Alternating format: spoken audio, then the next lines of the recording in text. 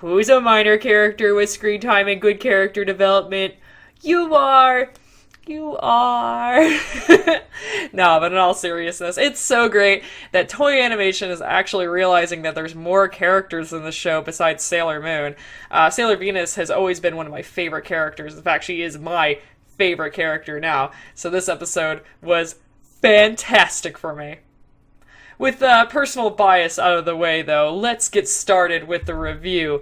This is my vlog of Episode 30, Act 29, Infinity 3, The Two Soldiers. Before we get started with the video, I just wanted to clarify something really quick. A lot of you guys have probably noticed already that I focus less on the story than I do story adaptations. I noticed this particularly when some people noted that I didn't talk about the kiss between Sailor Uranus and Sailor Moon. Now, the first and most important part about why I didn't talk about that scene was because I know that scene can be a very sensitive topic for some people, and viewers can fairly and unfairly misinterpret what I say a lot of the time. So what I've done instead is I've written a blog article about it on my website, or inkedobsession.com.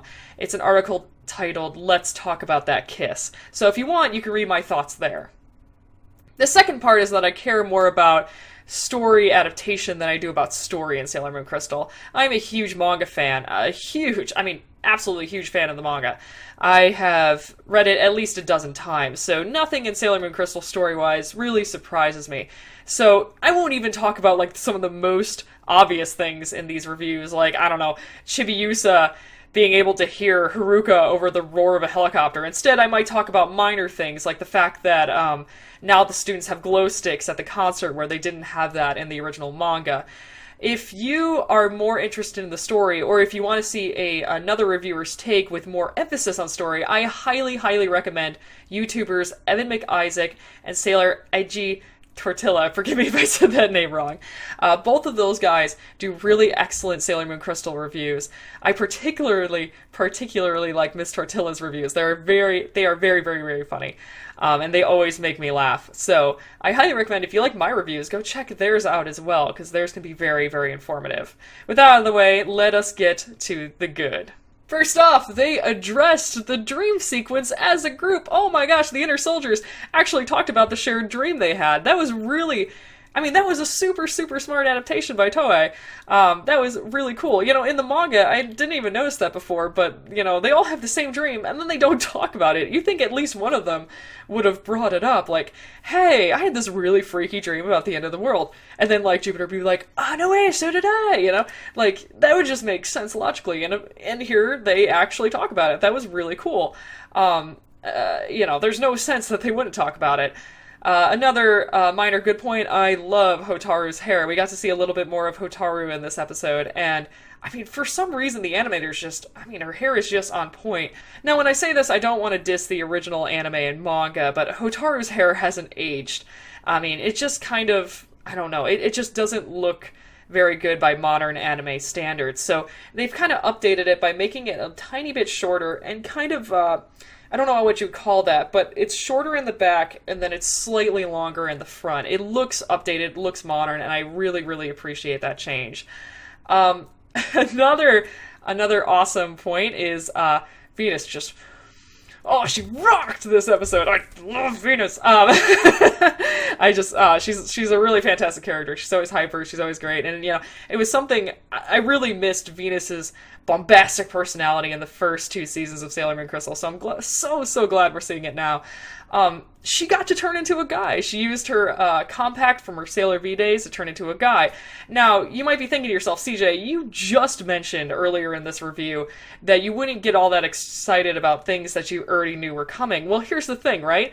In the first season of Sailor Moon Crystal, Usagi is supposed to transform into a guy for a mission, and she doesn't. That was actually something that Toei changed. They just straight up cut that part. She does not turn into a guy. So the fact that they included Venus's transformation into a male student, that's just awesome. That is something that I will praise.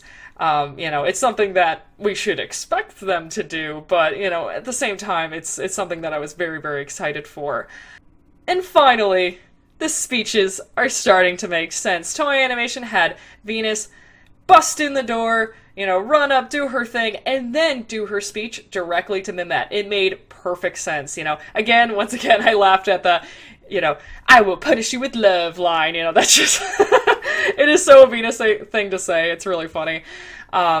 Another thing is that they did take out one of Venus's attacks, but I honestly don't find it to be that bad. In the manga, when she uses her, Love Me Chain, she uses it to wake up all of the students. Instead, they just have her use her Wing Chain Sword attack, which attacks this sort of like star aura thing that is controlling the students and destroys that instead and wakes them up. I didn't really mind it that much because in the manga later on when she does use Wing Chain Sword to combat Mimette, it's more of like a sort of like clashing sort of move. Nothing actually comes from it. So that was a change that I didn't really mind all that much. Now let's go to the bad. So the Kiss in the Dream looked pretty bad animation-wise. It just kind of looked awkward. Overall, the animation is still pretty decent, though. Although I have to note, when there are scenes in the arcade, the Sailor V poster looks really, really, really odd, especially compared to the characters who are standing right next to it, who are in this more modern style, and the Sailor V poster is still the same style as the first 2 seasons. Overall, that dream sequence, calling back to the earlier part of the episode, wasn't bad at all. I really liked Sailor Uranus's voiceover. I thought that was cool. Although, I should clarify, it didn't have the same impact as it did in the manga. In the manga, it's like a straight nightmare. There's a scene where the Sailor soldiers all feel like they're either dying or being attacked. It's like this cool panel that shows all 5 of the inners just kind of like freaking out. And then in the next panel, it's the same perspective, but all of them waking up to a start in their bed. It's like a very shocking sort of scene.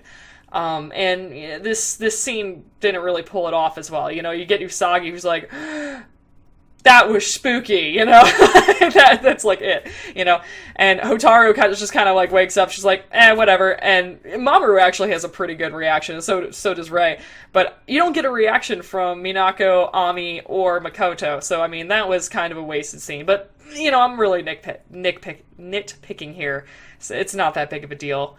I should clarify something from the last episode. Some of my viewers noted that the subtitles that Crunchyroll and Hulu use are not subtitles that they are creating themselves. I mean, this is obvious when you consider, both of these companies are using the same sets of subtitles. Both of them would not make the same horrible mistakes. So these subtitles are either coming from Toei Animation or another company. So just wanted to clarify that. And just as another nitpick, the inner soldiers, when they go to the concert, they're all wearing their corresponding colors.